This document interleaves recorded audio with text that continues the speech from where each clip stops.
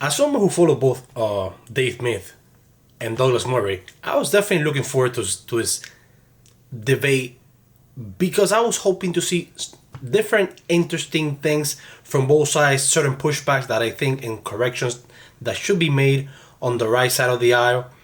And I think this conversation definitely started quite off, but I understand the points. So here's the first clip, and I'm going to make the response. I'm misunderstanding what you're saying. You're saying people that I've had conversations with have downplayed the Holocaust.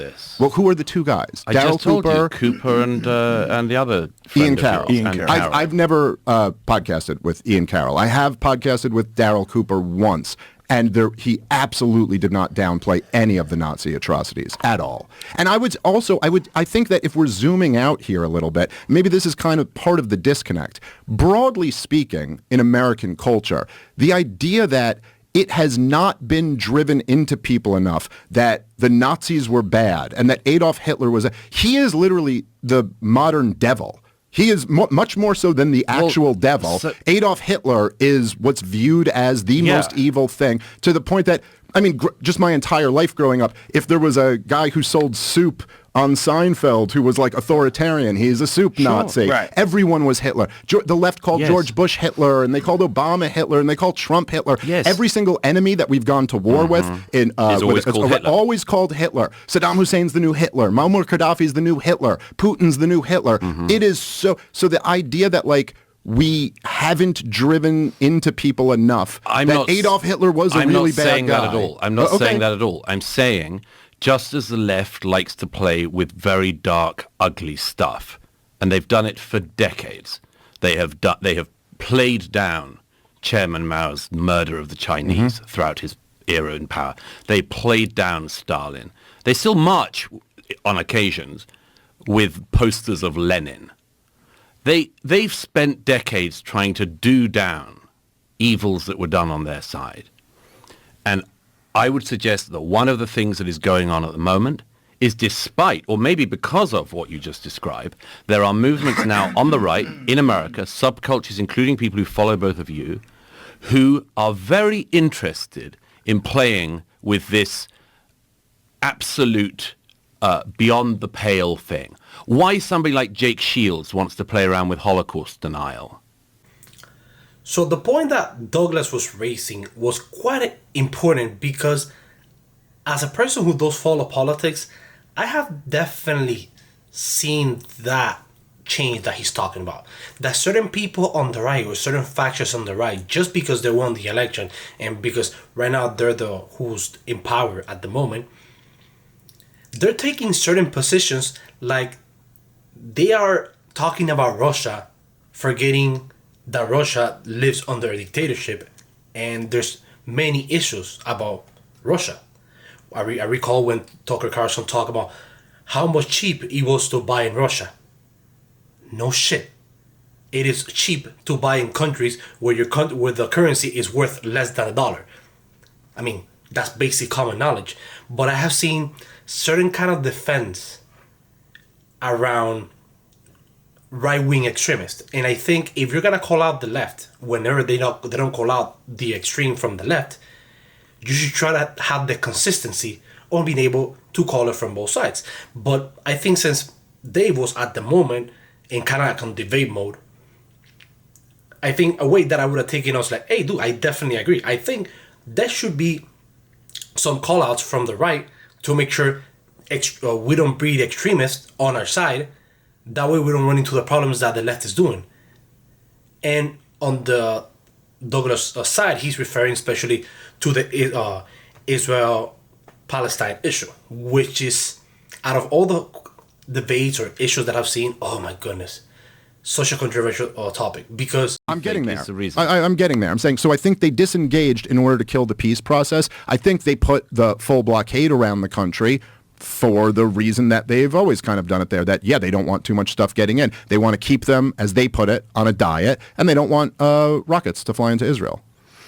The second one is a kind of important one, isn't it? The final one you said. It is. If the Palestinian leadership in Gaza after 2005 had not, from the get-go, decided to use Gaza as a stockpiling place for rockets to fire into Israel, all of it would be different.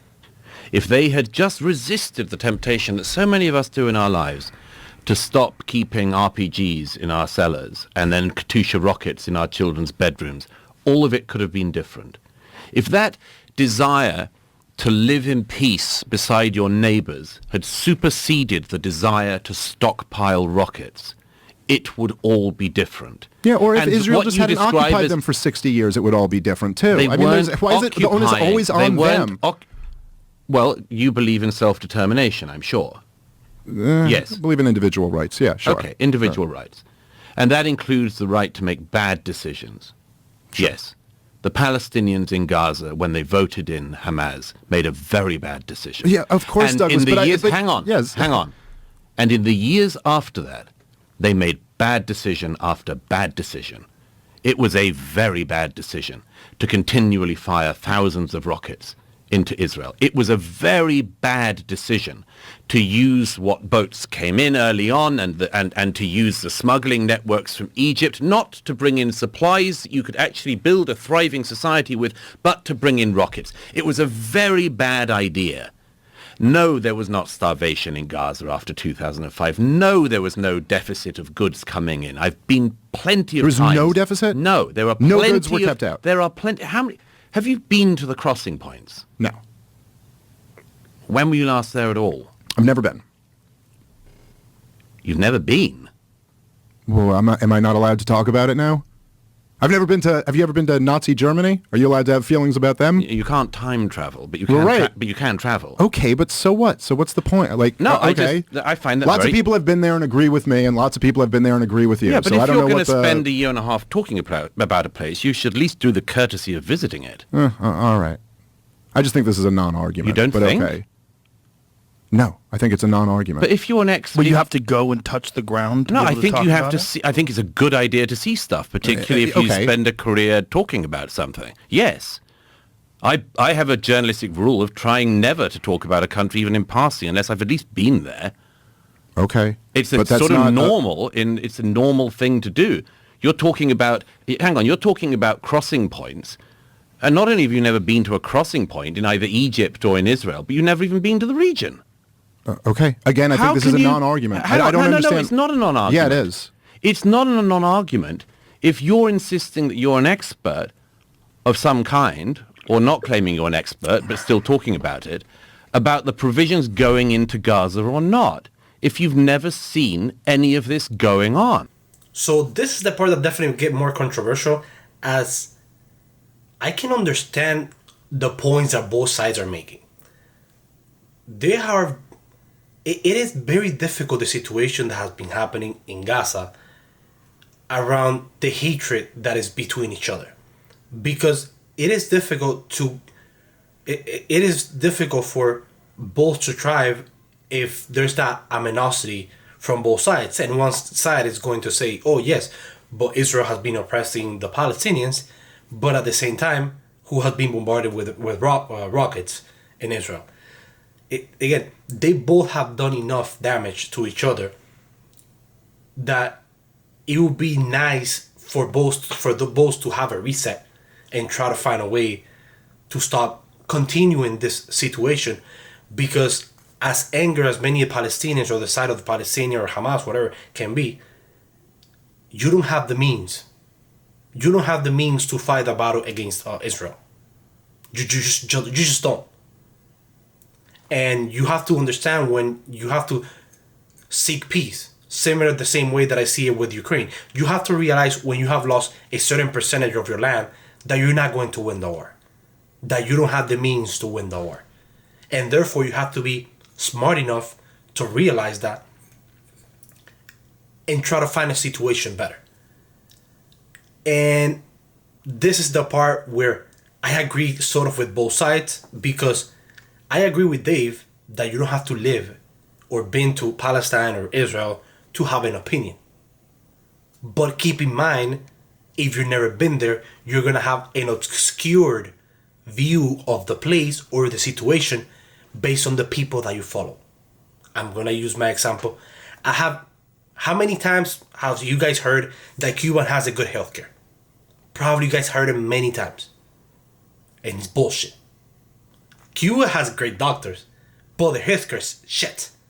Have you seen rats and lack of hygiene in the hospital? Yes, the U.S. situation is really expensive around the hospitals, but how about you don't have a soap when you're staying at the hotel at the hospital? And there's certain issues that you have to have been to Cuba and talk to the people in Cuba to have a different perspective that you're not going to get from the outside, as the information that's gonna come out from there is gonna be created either in favor of Israel or in favor of the Palestinian. And this exaggerates the debate. I think Murray should have focused more on the actual debate and not push so much around whether you've been there, explaining or trying to clarify in a different way how important it is to see certain things with your own eyes and have an understanding from both sides. Because again, this situation, it's the most divisive of, I think it's the most divisive of any political situations, the whole Israel-Palestine. Because as a person who follows chess, I hate seeing either pro-Israel or pro-Palestine when I'm trying to follow about chess. Come on, guys.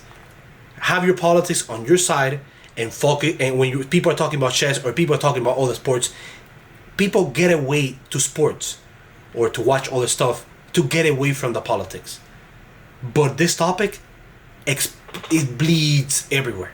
It's everywhere. There wasn't a thing that you could do where people wouldn't talk about it. But it's definitely a really rough situation what's happening there, because while you can understand that Israel is going to do something about the attack that happened on October 7th, at the same time, when you see people dying in Palestine, you're like, God damn, dude, what the hell's going on here? You know? So, I'm not going to say any positions, how I feel about the situation, but it's definitely a rough one, and I think the best option would be kind of a reset, because even how angry the Palestinians might be right now, you don't have the means to win a war. You just don't. You barely have the means to have food on your table. So there needs to be a negotiation. That way we stop the bloodshed the same way it should happen in Ukraine. And I will leave it as that.